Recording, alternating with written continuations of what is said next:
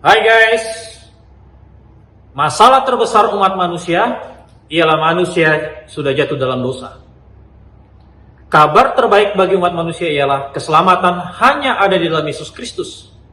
Dan masalah terbesar orang Kristen ialah tidak mengabarkan Injil.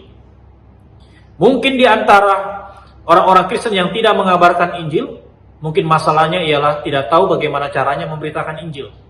Nah, kali ini, melalui video ini, saya mau mengajak teman-teman remaja dan pemuda Kristen untuk memberitakan Injil, berlatihan untuk memberitakan Injil dengan cara yang simple, tapi keren. Pertama, kita harus menghafal 5 warna beserta dengan artinya.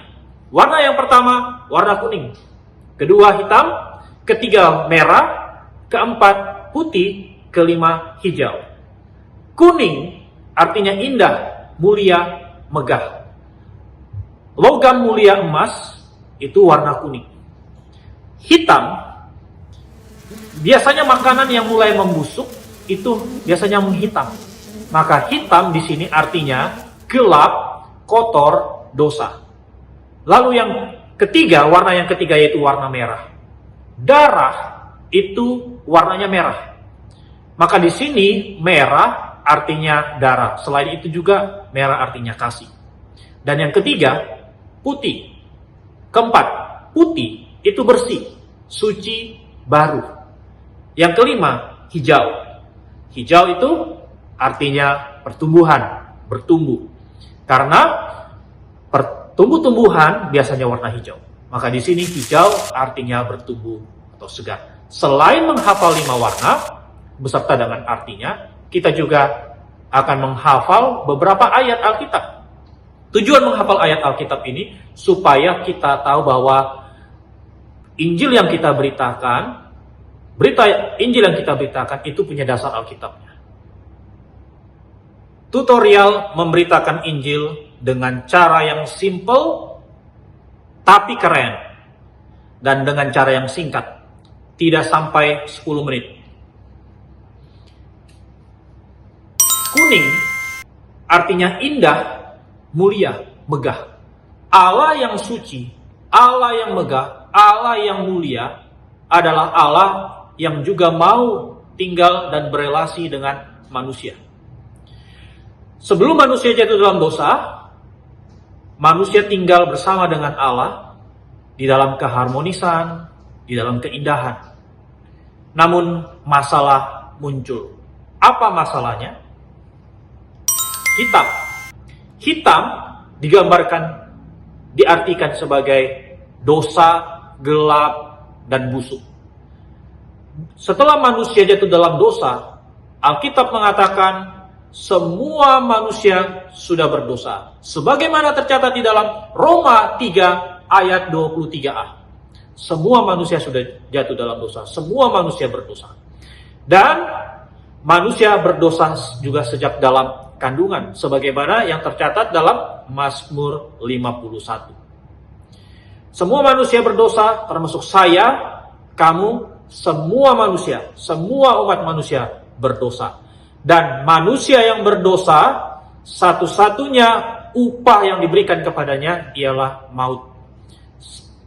Tempat yang layak untuk manusia berdosa ialah neraka, hukuman kekal di dalam neraka. Namun, apakah manusia dibiarkan hidup dalam dosanya? Kita lihat gambar berikut. Merah. Satu-satunya solusi yang diberikan oleh Allah untuk menyelesaikan masalah manusia ialah Kristus. Manusia yang berdosa mendapatkan pengharapannya di dalam Kristus. Yesus Kristus yang mati di atas kayu salib. Darahnya tercurah untuk menghapus dosa manusia. Darah inilah yang menyucikan hati kita yang kotor, kehidupan kita yang busuk. Hanya dapat dibersihkan, disucikan oleh darah Kristus. Putih. Manusia yang berdosa, hitam, gelap, kotor, dibersihkan oleh darah Kristus, dan sekarang menjadi suci, bersih. hati manusia hanya dapat disucikan, hanya dapat dibersihkan oleh darah Kristus, bukan oleh yang lain.